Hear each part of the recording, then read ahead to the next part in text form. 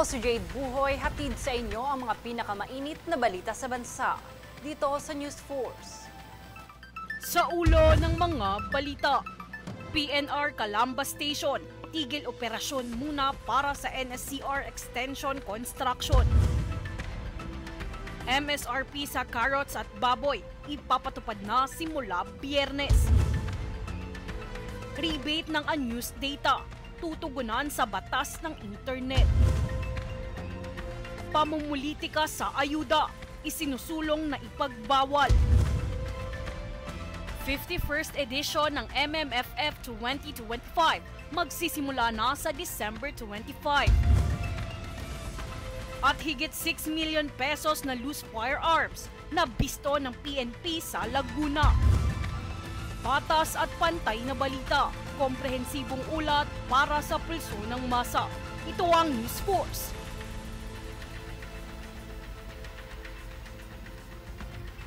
Para sa unang balita, inanunsyo ng Department of Agriculture o DA na ipapatupad ang Maximum Suggested Retail Price o MSRP sa karot at baboy simula ngayong Biyernes. Layo nitong gawing stable ang presyuhan ng mga nasabing produkto ngayong panahon ng Kapaskuhan. Ipapatupad ang MSRP na 120 pesos per kilo para sa presyo ng imported carrots, habang 370 pesos kada kilo naman sa liempo at parehong 350 pesos kada kilo sa presyo ng ham at kasi. Samantala, nagpatupad ang DA ng pansamantalang import ban ng buhay at iba pang mga produkto ng baboy mula Spain, bunsod ng naiulat na African Swine Fever o ASF outbreak. Sa kaugnay na ahensya, bunsod ng kakulangan sa global supply ng galunggong, nagtulak ito ng taas presyo sa mga palengke. Sa datos ng Department of Agriculture, bantay presyo sa Metro Manila umabot sa 280 hanggang 350 pesos kada kilo ng imported galunggong, habang 300 pesos naman hanggang 400 pesos naman sa kada kilo ng lokal na galunggong. Bukod sa galunggong, naitala rin ang pagsirit sa presyo ng alumahan na nagkakahalaga ng 300 hanggang 450 pesos kada kilo. Nag-abiso naman si Agriculture Secretary Francisco Chu Laurel Jr. sa mga consumer na ikonsidera ang ibang alternatibo sa isda gaya ng bangus, tilapia o sa halip ay bumili na lamang ng manok. Sa ibang balita, inanunsyo ng Philippine National Railways o PNR na simula sa December 15 ay tigil operasyon muna ang Calamba Station para bigyan daan ang construction ng North-South Commuter Railway Extension Project. Ayon sa PNR, ililipat ang operasyon sa pansamantalang flag stop sa Halang Crossing mula December 16 para sa tuloy-tuloy na serbisyo. Dagdag pa ng ahensya, maaari ding gamitin ang College Station o IRRI flag stop sa Los Baños bilang alternatibong daan sa biyahe.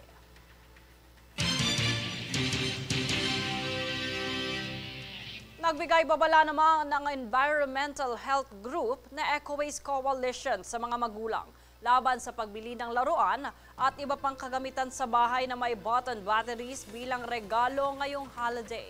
Ayon sa grupo, ang button batteries ay maaaring magdulot ng matinding panganib sa kalusugan gaya ng pinsala sa buto o cartilage, pagkawala ng pagdinig, pagbutas ng eardrum, facial nerve paralysis o maging sanhi ng kamatayan. Sakaling ito ay nalunok o nakapasok sa ilong o tenga. Ang paalala ay kasunod ng namataan ng Ecowaste na hindi otorisadong laruan na binebenta sa Quiapo, Maynila na gumagamit ng button battery. Karaniwang ginagamit ang nasabing baterya sa mga laruan, hair accessories, relo, calculator, thermometer at iba pang notable devices.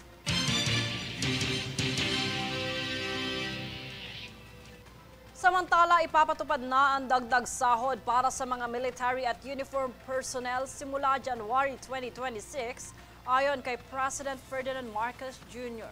Tunghayan ang ulat mula kay Jovi Rodriguez.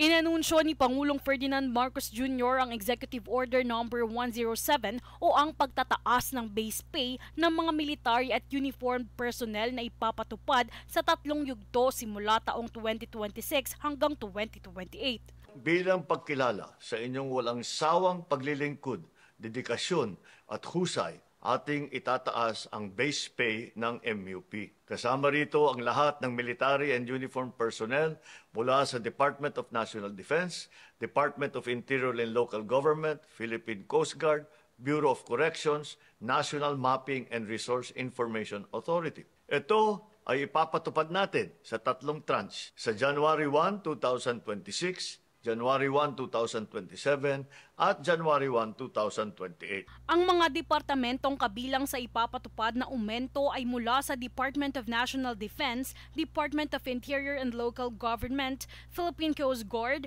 Bureau of Corrections, National Mapping at Resource Information Authority. Maliban pa sa taas sahod sa susunod na taon para sa MUPs, magkakaroon rin ng dagdag subsistence allowance na 350 pesos per day na epektibo mula January 1, 2026. Ito ay tumaas ng 200 pesos mula sa dating 150 pesos na subsistence allowance kada araw. Kaugnay nito, binigyang diin rin ng Pangulong Marcos Jr. ang pagsisikap at sakripisyo ng lahat ng MUPs upang maprotektahan ang bansa at mamamayan, lalong-lalo na sa pagreresponde sa panahon ng mga nagdaang kalamidad. Ang ating mga MUP ang unang sumasagot sa tawag ng tungkulin, kahit kaakibat nito ang mga banta sa kanilang kaligtasan. Sa lupa, tubig o himpapawid, hindi kayo nagdadalawang isip na magsakripisyo ng inyong kaligtasan para sa kapakanan ng bawat Pilipino. Sa kabilang banda, nagpasalamat naman ang AFP at PNP sa dagdag sahod para sa mga kawani. Anila ito ay magsisilbing motibasyon sa kanilang patuloy na serbisyo publiko para sa mga mamamayang Pilipino.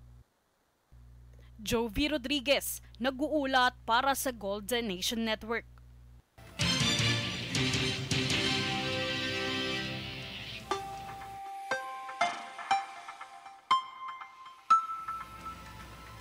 Para sa lagay ng ating ulat panahon, tuluyan nang naging bagyong Wilma ang low-pressure area sa loob ng Philippine Area of Responsibility ayon sa Pag-asa.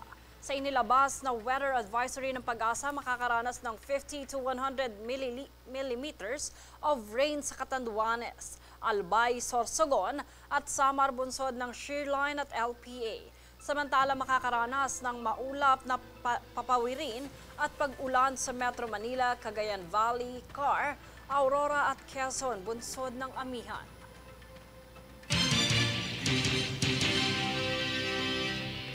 Susunod sa News Force. Pagtugis kay Cassandra Ong at iba pang akusado, pinaigting ng kapulisan. 61 local water districts gusto ng kumala sa prime water deal. Rebate ng news data tutugunan sa batas ng internet. Manatiling nakatutok para sa higit pang mga balita sa pagbabalik ng News Force.